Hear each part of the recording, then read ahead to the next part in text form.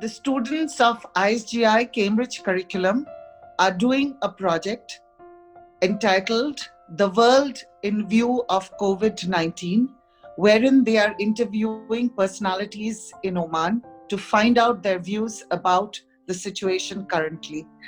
I'd like all of you to view this, and I think there is something to learn from each of these interviews for each one of us. Thank you, ma'am.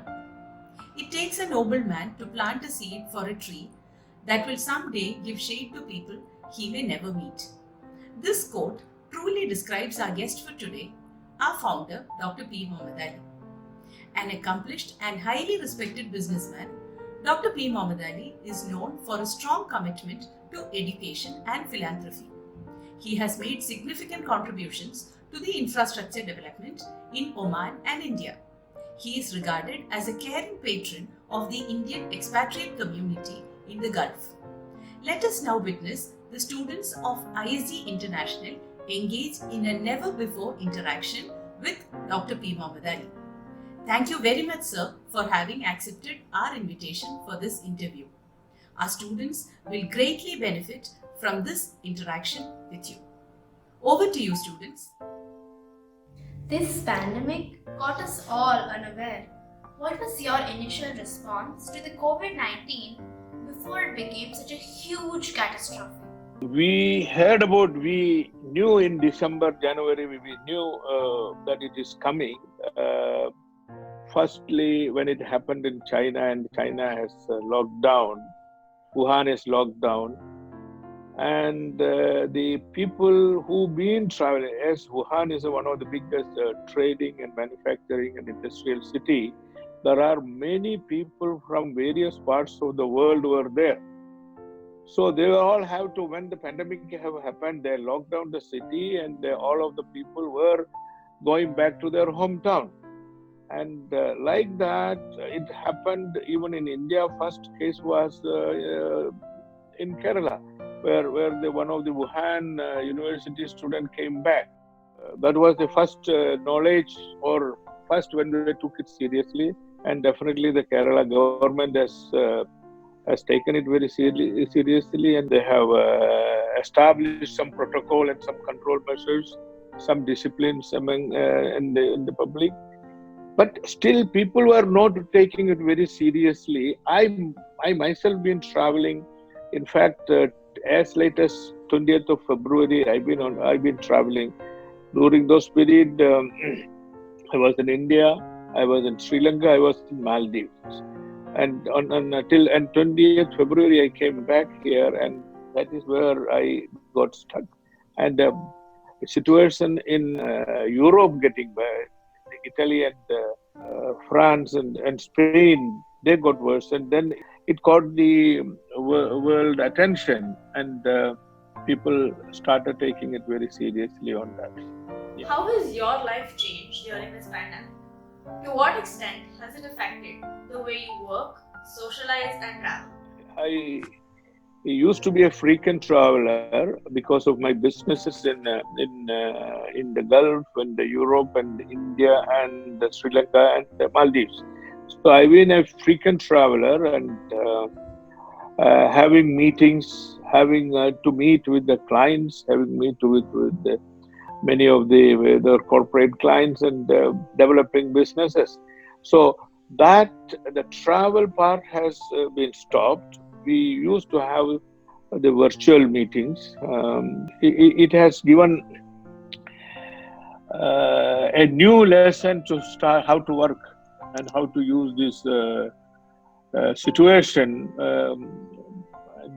to run your business effectively, efficiently, as much as it can. So there were some adjustments we have to do, and there was no travel, and we have restricted my people also traveling in order for them in keeping the mind of their safety. Yeah. What is your take on the world looking to digital solutions to support their efforts against this pandemic? This is a proof that I'm talking to you.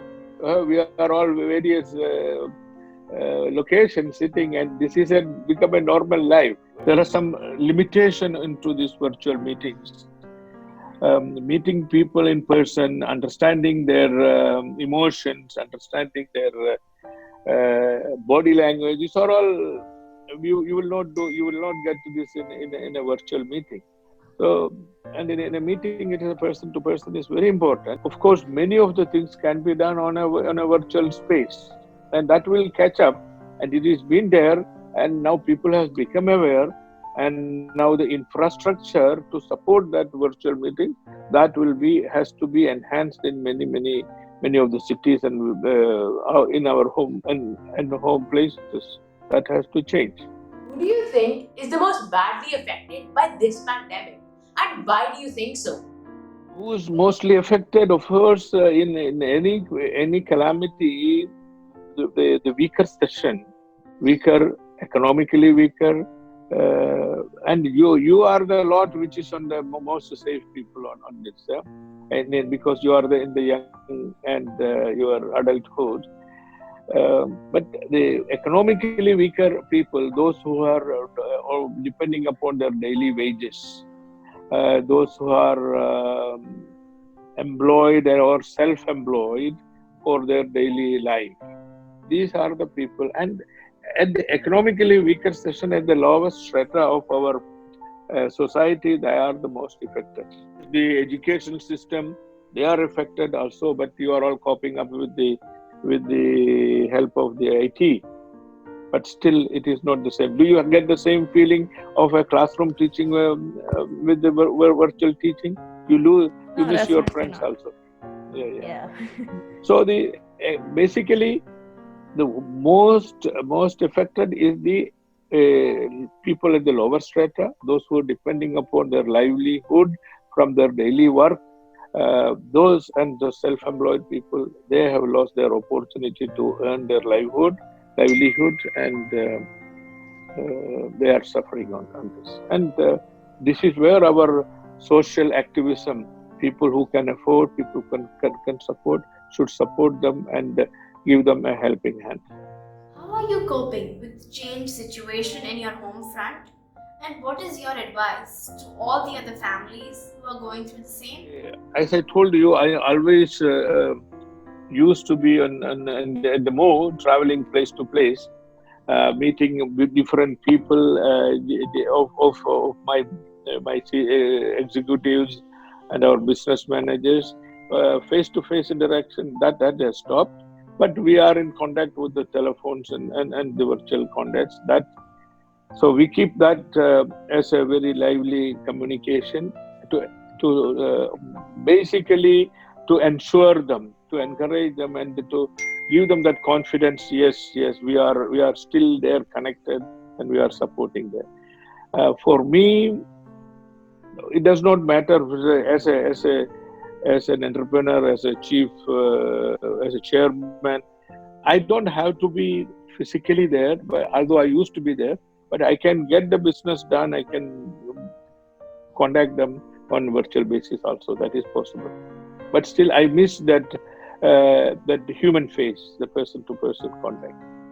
Do you think that the increased measures of social distancing, phone tracking, travel ban, etc., have been adequate to enforce global control, or do you view them as intrusions on personal liberties? Definitely, there is a restriction on the personal liberty, but it is unavoidable. If it is this COVID, as I understand and as I know from my friends, that this don't come to you unless you go to it. So you go to it means basically by contacting objects where it is already contaminated by the contacted persons. So the best way is to avoid contacts with the other objects, door handles, or shaking hands, meeting people, the seats, everywhere there if a contaminated, if a positive COVID positive person has used it, has gone through it, there will be always a possibility of contamination there, and it can transfer from that to the individual. So That social distancing, that restrictions is an important thing. But how long it will continue depends upon when we are able, when we will know a cure for it or a vaccine for this. Otherwise, we should continue, and we have to learn with that. There should be a new social order. So this is not the first time, but we are lucky to see it and experience it. It happened last time. It happened 100 years before, in 1918. Also, when the Spanish flu, or that time also this has happened. But if you have seen the old pictures, the social distancing and the protection, all this were there.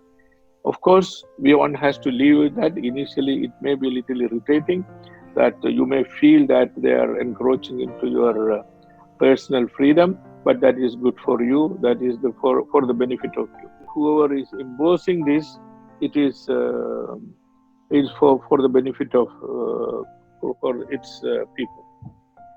How long do you think we'll take to go back to the old normal? Or do you think that the old normal may just never come back?